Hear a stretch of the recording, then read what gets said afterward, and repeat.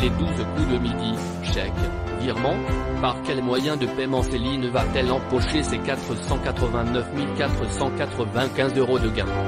Lundi 24 juillet, Céline a quitté les 12 coups de midi après un coup fatal très serré.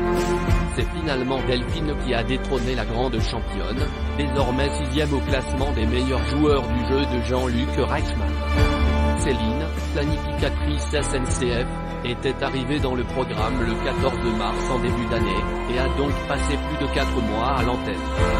Ce jeu a été une redécouverte de moi-même et m'a permis de m'affirmer. C'est une expérience incroyable et je prends de plus en plus conscience de la chance que j'ai eue, confiait-elle à Télé Loisirs. Mais depuis son élimination, Céline a bien dû reprendre sa vie là où elle l'avait laissée.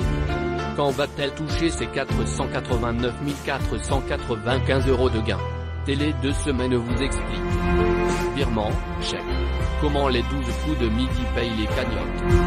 Les cagnottes des meilleurs joueurs de l'émission animée par Jean-Luc Reichmann sont toutes plus impressionnantes les unes que les autres, et pourtant, ces sommes astronomiques ne sont pas distribuées en un seul virement, dès l'élimination du candidat. Bruno Ourcade, sacré plus grand champion des 12 coups de midi, avait révélé les coulisses du paiement de la cagnotte lors d'une interview accordée à Télé 2 semaines. Ce sont des chèques à encaisser. Un par mois de diffusion, que l'on reçoit par la poste. Par exemple, mon premier chèque représentait ce que j'ai gagné dans les émissions du 20 au 31 janvier. Puis le deuxième chèque à février, puis mars, etc., a-t-il expliqué. Avant de remettre les pendules à l'heure, non, je n'ai jamais eu un chèque ou un virement de 700 000 €. Pour Céline, c'est du pareil au même. Que va faire Céline de ses gains?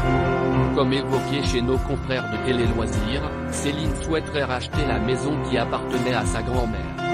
C'est une ancienne ferme dans laquelle j'ai beaucoup de beaux souvenirs avec mes cousins, et je n'ai pas envie qu'elle soit vendue à des étrangers. C'est un projet qui me tient à cœur mais je ne sais pas encore comment cela va s'organiser, a-t-elle confié.